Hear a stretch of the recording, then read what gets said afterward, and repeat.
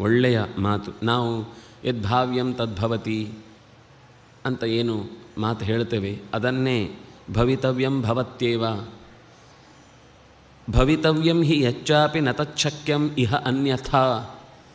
ನಡೆಯಲಿರುವುದೇನಿದೆಯೋ ಅದನ್ನು ತೊಡೆಯುವುದಕ್ಕೆ ಯಾರಿಗೂ ಸಾಧ್ಯವಿಲ್ಲ. ನಡೆಯಬೇಕಾದ ಸಂಗತಿಯನ್ನು ಬದಲಿಸುವುದು ನಮ್ಮ ಕೈಲಿಲ್ಲ. ಕಾಲೋ ಹಿ ದುರತಿಕ್ರಮಃ.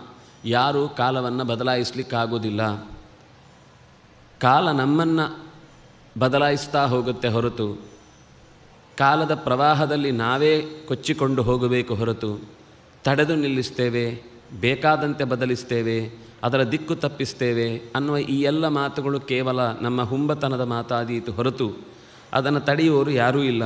ಅದರಿಂದಾಗಿ ಜೀವನದಲ್ಲಿ ಏನೇ ಘಟನೆ ಸಂಭವಿಸಿದರೂ ಅದು ನಡೆಯಬೇಕಾದ್ದೇ ನಡೆಯಿತು ಅನ್ನುವ ಒಂದು ದೃಢವಾದ ಎಚ್ಚರವನ್ನು ಹೊಂದಿ ಬದುಕನ್ನು ಸ್ವೀಕರಿಸುವ ಯಾರು ಮನಸ್ಥಿತಿಯನ್ನು ಹೊಂದಿರ್ತಾನೋ ಅಂಥವನು ಯಾವತ್ತೂ ಕೂಡ ಅತ್ಯಂತ ಕಠಿಣವಾದ ದುಃಖವನ್ನು, ಪರಿಸ್ಥಿತಿಯನ್ನು ಎದುರಿಸುವುದಿಲ್ಲ.